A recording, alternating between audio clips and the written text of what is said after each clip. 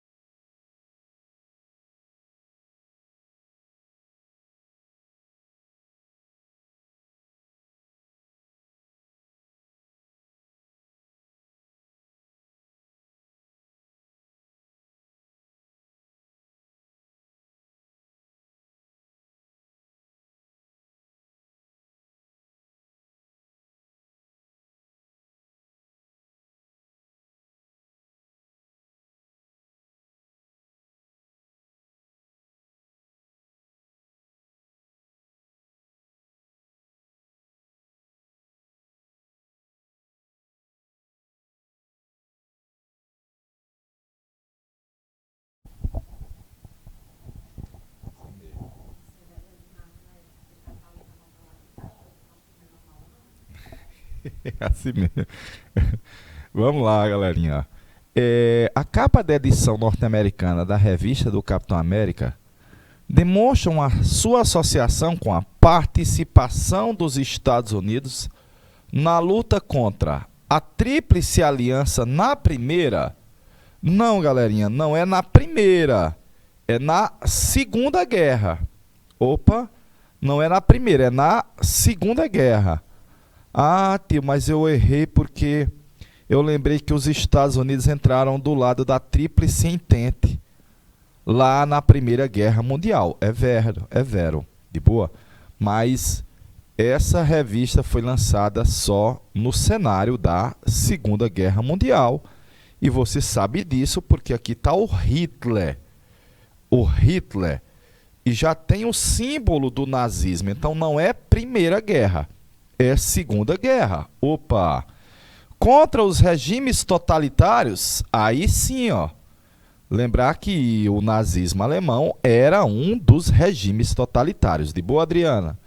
Aí eu coloquei, contra o poder soviético? Não, porque ali não é o símbolo do comunismo.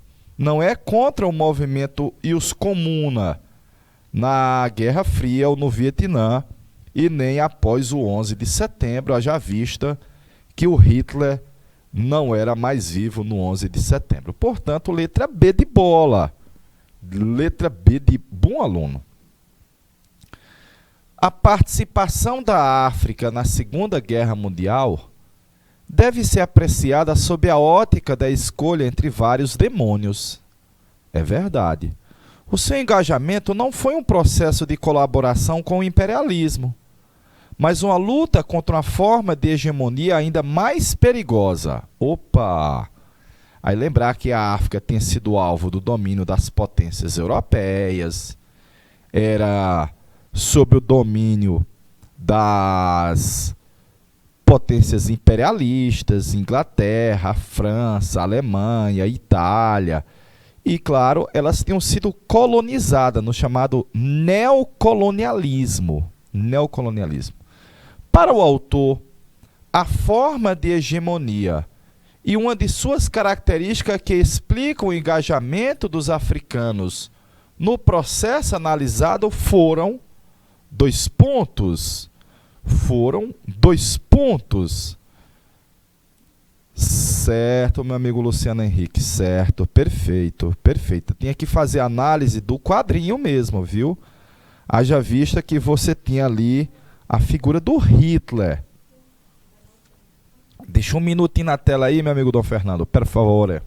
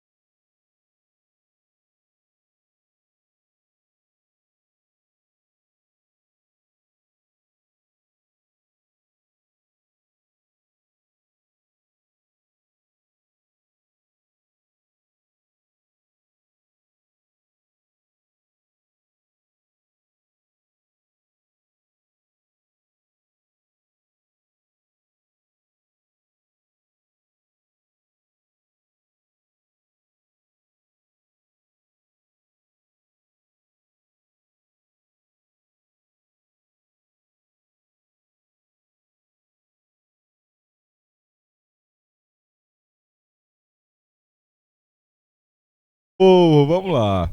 Diz assim, ó, a participação da África na Segunda Guerra deve ser apreciada sob a ótica da escolha entre vários demônios. Vários demônios. O seu engajamento não foi um processo de colaboração com o imperialismo. Havia um primeiro demônio, que eram as potências imperialistas, e havia agora um novo demônio, que eram os fascismo, o nazismo, à medida, por exemplo, que o Hitler defendia a superioridade da raça ariana e o extermínio de povos considerados inferiores como os africanos. mas uma luta contra uma forma de hegemonia considerada ainda muito mais perigosa. Virgem nossa. Essa muito mais perigosa é o nazismo. Para o autor, a forma de hegemonia e uma de suas características que explica o engajamento dos africanos no processo analisado, ou seja, parte da população africana lutou ao lado das próprias potências imperialistas contra os fascistas. Por quê? Porque os fascistas, galerinha, eram vistos como um mal, como um demônio pior, vamos dizer assim, como um mal maior. À medida que eles estabeleciam a espécie de que uma raça deveria suprimir as outras. A interpretação fascista do Hitler, por exemplo, e do Benito Mussolini, interpretava que naturalmente os europeus superiores pudessem submeter os povos africanos vistos como inferiores. É o fascismo e a adoção de um determinismo biológico, já que a raça superior europeia já estava determinada em dominar as outras raças, como os povos africanos. Letra C de sabido. Letra C de campeão. O senhor não poderia dar um jeitinho de arrombar a porta sem estragar a tranca? A Polônia, aí tinha parte da Polônia como se fosse uma espécie de proteção do Império Britânico, e tem o porto de Danzig, que era aquele chamado corredor polonês. O primeiro-ministro britânico Neville Chamberlain, diante do Hitler, era necessário um homem de ferro para combater a Alemanha nazista. Ah, se. A charge, montada pelo cartunista brasileiro Belmonte, pode ser vista como... a charge pode ser vista como, Santa Luz.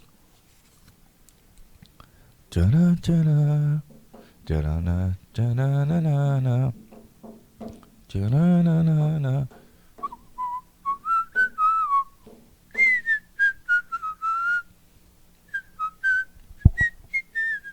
Minha senhora, quero ser seu namorado. Minha senhora, eu estou apaixonado. Vou fazer, ó. A charge do cartunista brasileiro Belmonte pode ser vista como uma aceitação pela posição pacificadora das Ligas das Nações. Não, o autor não está aceitando a posição apaziguadora da Liga das Nações. Ele não aceita, ele não comunga com essa ideia. Uma opinião contrária do autor à tomada da Áustria pelos nazistas não é a Áustria, é a Polônia. Olha aí que o Hitler já estava de olho na Polônia. É uma oposição à tentativa dos nazistas de invadir a União Soviética.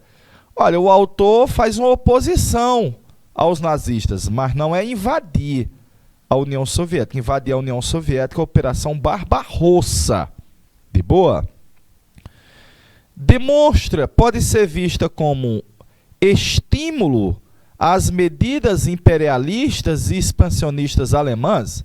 Não, não é um estímulo. Haja vista que o autor faz uma crítica.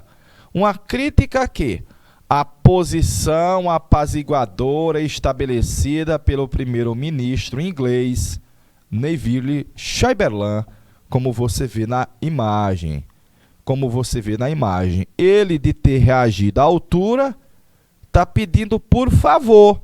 E o autor aí está fazendo a crítica, conforme assinalou meu amigo Felipe H. Portanto, letra A de aprovado. Vamos para a próxima. Ah, essa questão é Chibatman, viu? Essa questão é Chibatman. Churchill, da Inglaterra. Aqui está Winston Churchill, da Inglaterra. Aparentemente está perdendo para o Hitler, né? Mesmo após diversos reveses, advertindo Hitler de que o jogo vai continuar. Ao passo que Hirohito, representante do Japão, assistiu o desenrolar do conflito na Europa de perto.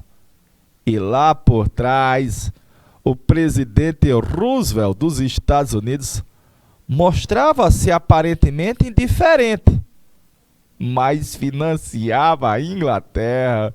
As charges do Belmonte são lindas, viu, velho?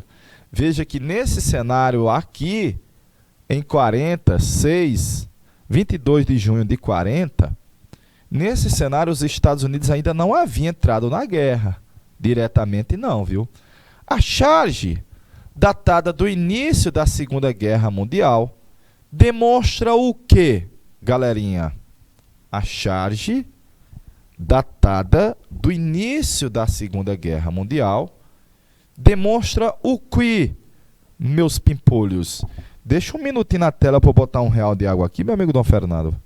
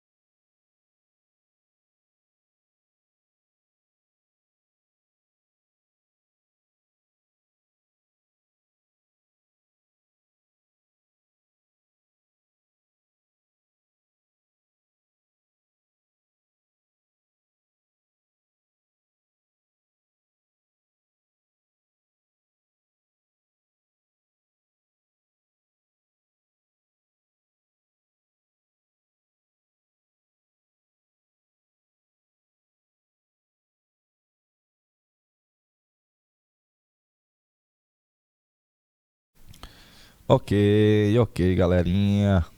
Luciano Henrique já mandou, Felipe já mandou, bom dia Ana Clara Amorim. Olha, a charge datada do início da Segunda Guerra demonstra o apoio dos Estados Unidos à Inglaterra? Sim, o apoio do Zé Uá à Inglaterra, já visto que o presidente dos Estados Unidos está financiando aqui por baixo dos panos, né? Apesar do Hitler estar com aquele tanto de dinheiro, mas meu amigo, a Inglaterra tem um financiador ali por trás, viu, velho? É o meu amigo Roosevelt, Franklin Delano Roosevelt. Perdoe-me, camarada, mas parecia uma boa opportunity. Essa charge de um cartunista britânico de 41 mostra aí o meu amigo Adolf Hitler dando uma punhalada nas costas de um cara. Aí você tem que saber quem é. Sabendo que a Alemanha atacou a União Soviética em 41, a charge inglesa busca retratar de forma irônica o quê? A charge inglesa busca retratar de forma irônica o que, meus pimpolhos de Dom Inocêncio, de Francisco Aires, de Santa Luz do Piauí. Um minuto a tela, meu amigo John Fernando de Caxingó, rapaz, Caxingó, região norte, antes de Buriti dos Lopes.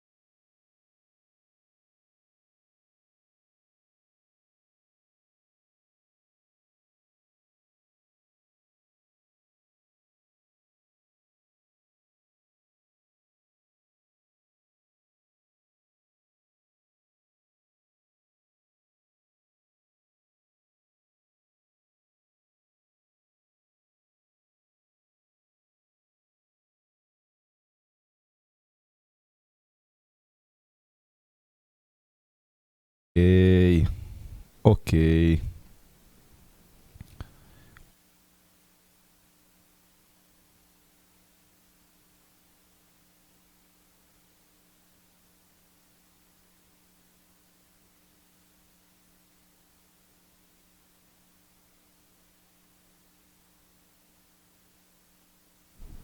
Por isso que eu tava dizendo, liga, desliga.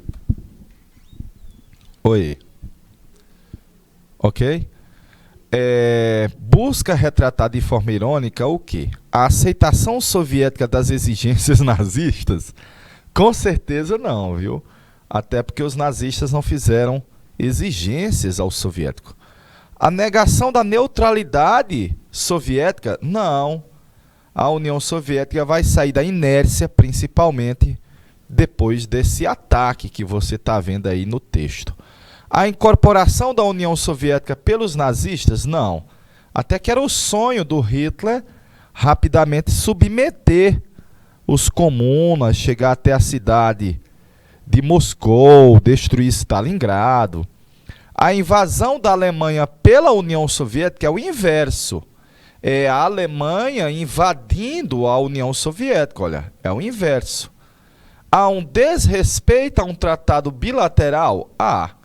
Meu Deus, tio, qual era o tratado bilateral?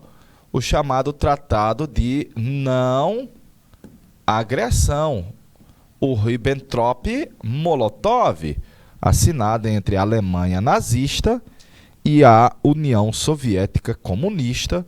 Era um tratado bilateral que estabelecia uma paz entre os dois países por 10 anos. E o Hitler está desrespeitando aí, velho.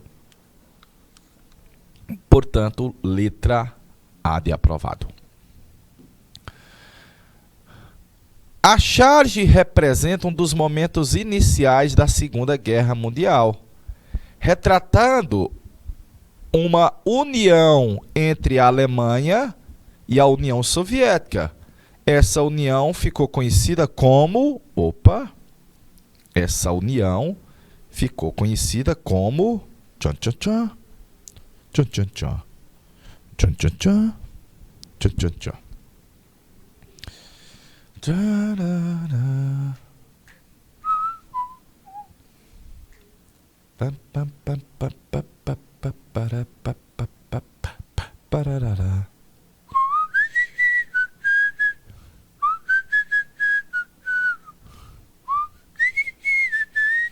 Lá no céu da liberdade. Já temos resposta ali, ó. Essa meio que união entre a Alemanha e a União Soviética não é a Batalha de Stalingrado. Stalingrado é o Hitler deixar essa união de lado. Não é o Tratado de Brest-Litovsk, aqui é da Primeira Guerra Mundial. Aqui foi o Pacto Ribbentrop-Molotov. Não é a paz armada também é Primeira Guerra. E não é a Guerra Fria, que a Guerra Fria é pós Segunda Guerra. Belezinha? Aqui é a Segunda Guerra Mundial. O pacto é o Pacto Germano-Soviético. Ribbentrop-Molotov. Galerinha, meu amigo Luciano Henrique, Ana Clara, assinalaram letra B de bola, corretíssimo. A Segunda Guerra Mundial adquiriu um caráter mundial a partir do dia 7 de dezembro de 41. Quando? Rapaz. O que é o evento ocorrido em dezembro de 41 que deu à Segunda Guerra um caráter mundial? Pergunta. Tempo na tela, meu amigo Dom Fernando. Deixa um minutinho para ver se a galerinha manda a resposta para nós. Nós.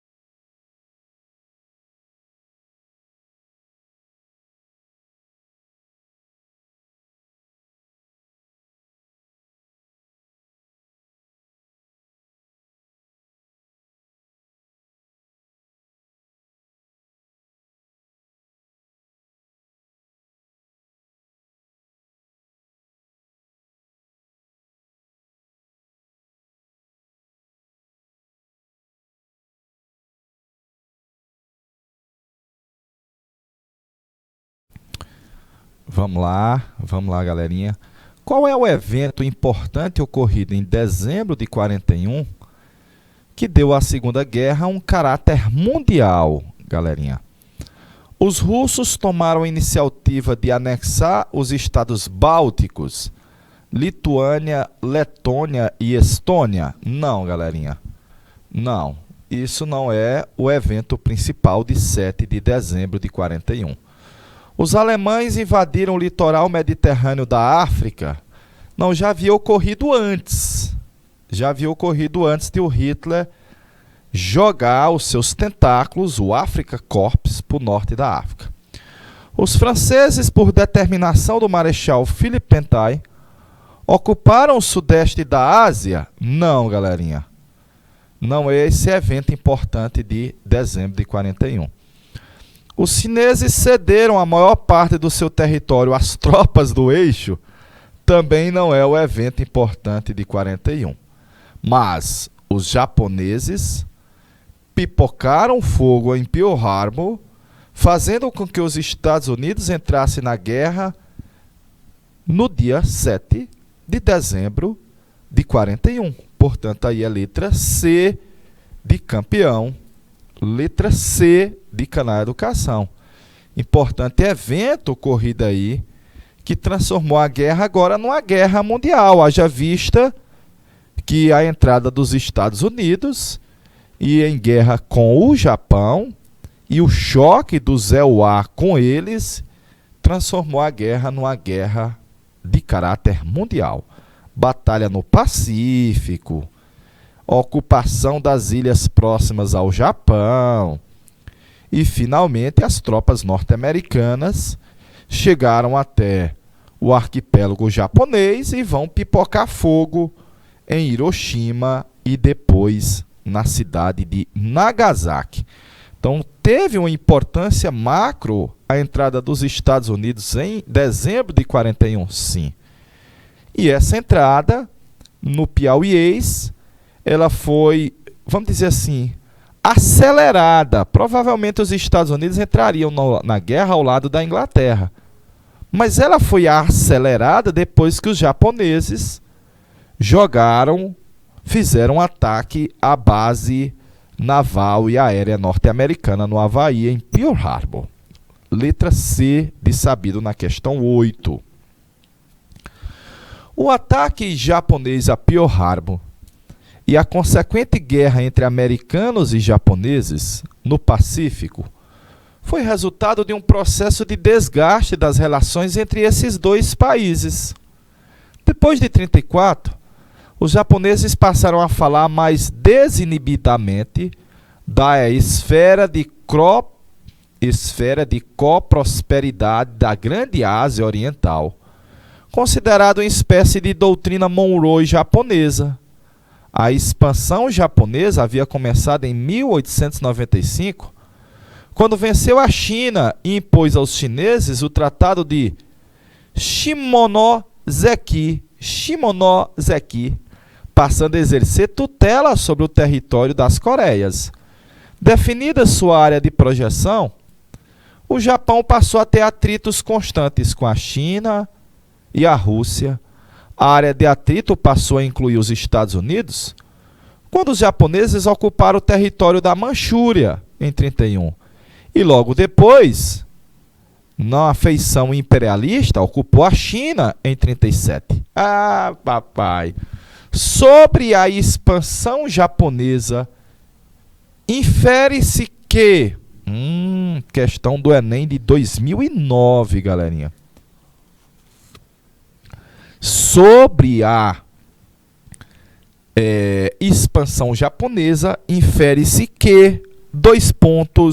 interroga e deixa aí para a galerinha mandar respostas.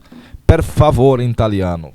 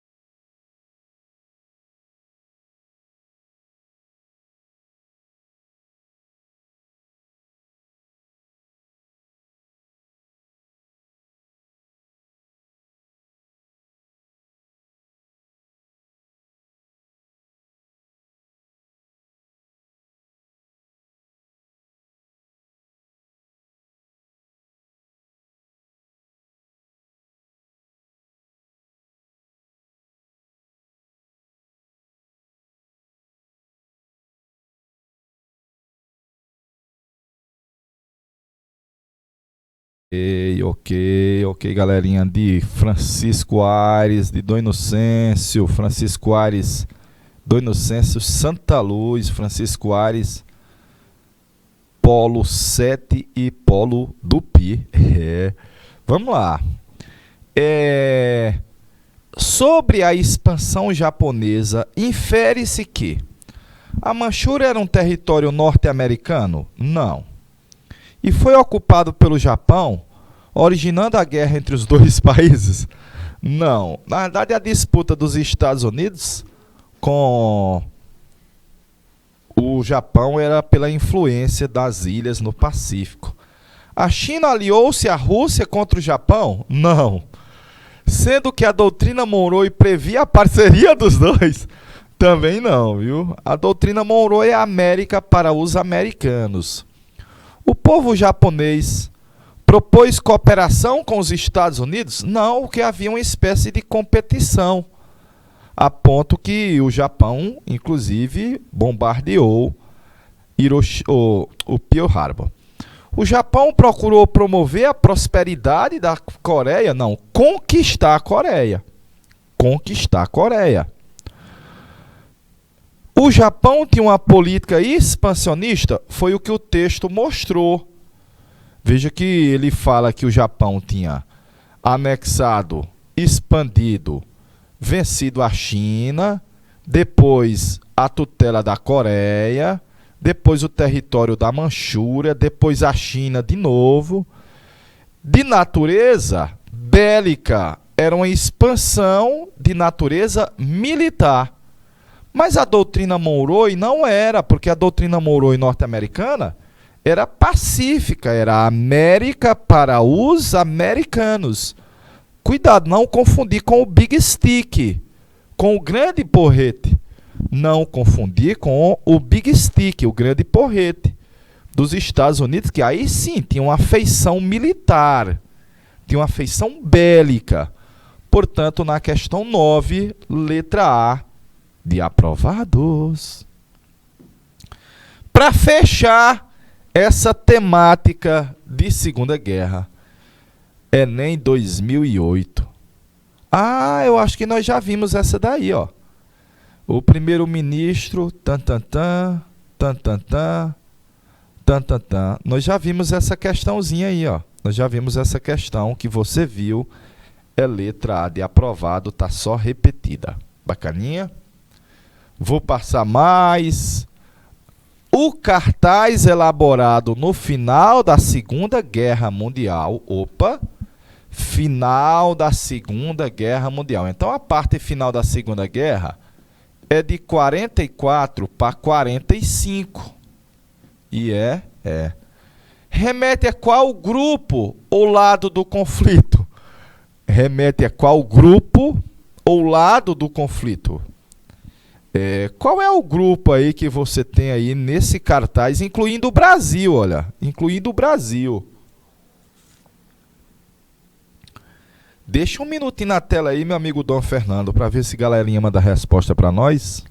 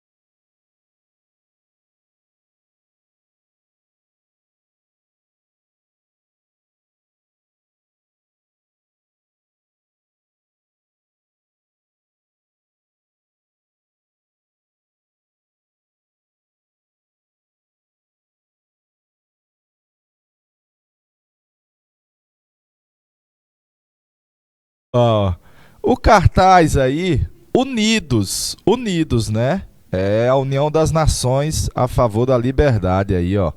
vários países unidos. Tem a bandeira dos Estados Unidos, da Inglaterra, do Brasil, da Austrália, da União Soviética, de La François, bacaninha. Qual é o grupo? Qual é o lado do conflito? Não é a Liga das Nações, viu? Lembrar que a União Soviética não estava dentro da Liga das Nações, nem os Estados Unidos. Não são as forças do eixo. O eixo era o Japão, a Alemanha e a Itália do Benito Mussolini. Não é o pacto anticomintern. Quem fez um pacto anticomunista foi as forças do eixo. E olha a presença da flâmula comunista aí, ó. Não são as ditaduras, são as democracias. Pelo menos era o que se falava, viu? Não são as ditaduras, são as democracias. Então aí são as chamadas forças aliadas. São as chamadas forças aliadas, belezinha? Em favor da liberdade numa luta, a união das nações em luta por liberdade. Como diz aí a charge, né? Como mostra a charge. Bacaninha? Ah, eu adoro essa questão, viu? É do Enem de Libras. Não é fácil achar, não, viu? Produzido e divulgado nos Estados Unidos durante a Segunda Guerra Mundial, o cartaz tinha o objetivo político de... O cartaz tinha o objetivo político de...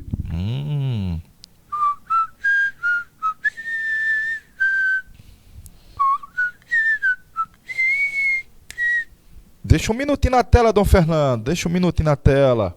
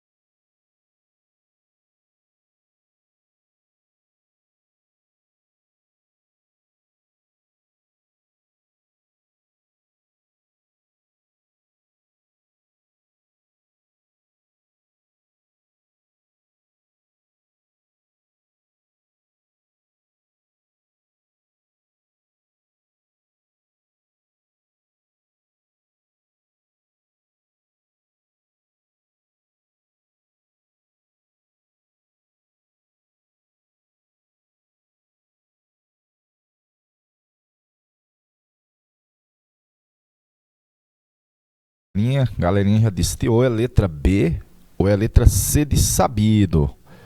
Vamos ver. O cartaz tem o objetivo político de... Esse é o inimigo. Quem é o inimigo? Olha o inimigo aqui, ó. É o Japão, ó. Deu para ver que o inimigo ali é o Japão? E você vê uma mocinha norte-americana em perigo. Então, lembrar que o inimigo é quem? É o Japão. O cartaz tem o objetivo político de... promover o término do conflito? Não exatamente, que o término do conflito só viria depois com as bombas atômicas Hiroshima e Nagasaki. Reforçar o revanchismo dos derrotados? Não, porque os Estados Unidos não estavam sendo derrotado. Perfeitinho? Enfraquecer o nacionalismo? Não, é fortalecer. Fortalecer o nacionalismo. Justificar o extermínio dos judeus? Não, porque esse cara aqui não é judeu, ó. De boa? E os norte-americanos não eram favoráveis ao Holocausto. De novo, não eram favoráveis ao Holocausto. Mas teve o objetivo de difundir o sentimento xenófobo. Xenófobo em relação a quem? Aos japoneses. Ao Japão. E você vê a bandeira e a feição oriental no cartaz. Tinha o objetivo de transformar os nipônicos em inimigos da pátria norte-americana é um sentimento xenófobo. Xenófobo é um nacionalismo exacerbado anti-japonês, anti os Japão. Portanto, aí, letra C de sabido, muito bem. Ana Clara Amorim, muito bem. E para fechar, eu acho que só tem essa agora, não é possível. E para fechar sobre a Segunda Guerra, por trás das potências inimigas, o judeu. Quem é que poderia dizer que estava por trás das potências inimigas? O judeu. Um aspecto da ideologia nazista. Lembrar que a Alemanha vai ter como inimigo a Inglaterra, a União Soviética e depois os Estados Unidos. Um aspecto da ideologia nazista observada nesse cartaz é... Você pode até dizer que esse cartaz foi confeccionado durante a Segunda Guerra, meus pimpolhos. É fruto de um cenário de tensão que havia na Europa nesse momento aí, que a Alemanha meio que enfrentava três grandes potências, que era a Inglaterra, falta a França aí, né? Era lá François, no Oriente, depois da Operação Barbarossa, a União Soviética e depois a entrada dos Estados Unidos na brincadeirazinha aí da Segunda Guerra. Então, esse cartaz, ele procura, vamos dizer assim, expor uma das características da ideologia nazista à época da Segunda Guerra. Qual era ela? Veja os símbolos que você tem lá. Veja quem é o cara que está sendo retratado e os adereços que o cara tem. Deixa um minutinho na tela, Dom Fernando.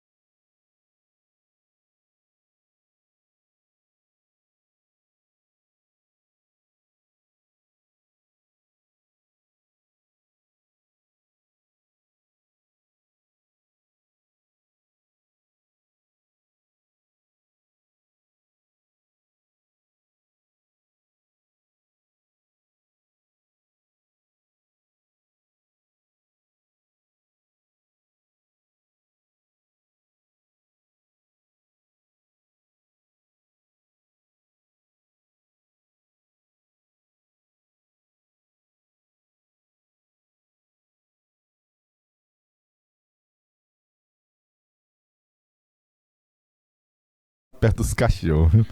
Vamos lá, Dom Fernando.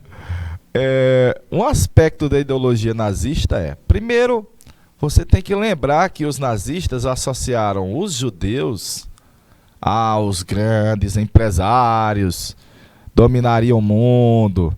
E aqui está o símbolo tradicional que associa os judeus, que chama Estrela de Davi, e o próprio cartaz, olha, tem uma palavra contra os judeus. Por trás das potências inimigas, o judeu. Deu para ver, ó? Por trás das potências inimigas, o judeu. Então, um aspecto da ideologia nazista observado nesse cartaz o anti-internacionalismo. Não, apesar de que a ideologia nazista era nacionalista, ela era contra o internacionalismo. Mas, especificamente, aqui não mostra isso. Mostra o anti-americanicismo, também, apesar dos Estados Unidos estar ali, ó, mas não é exatamente contra os Estados Unidos. É o anticomunismo? Também. Mas não é só anticomunista, já veja que não só tem a bandeira da União Soviética. É anticapitalismo? Não. É contra os povos semitas, contra os povos judeus. contra os povos semitas, você encontra na letra A de aprovado. De boa? Nós vamos para aquele nosso intervalozinho de 20 minutos e a gente volta já já.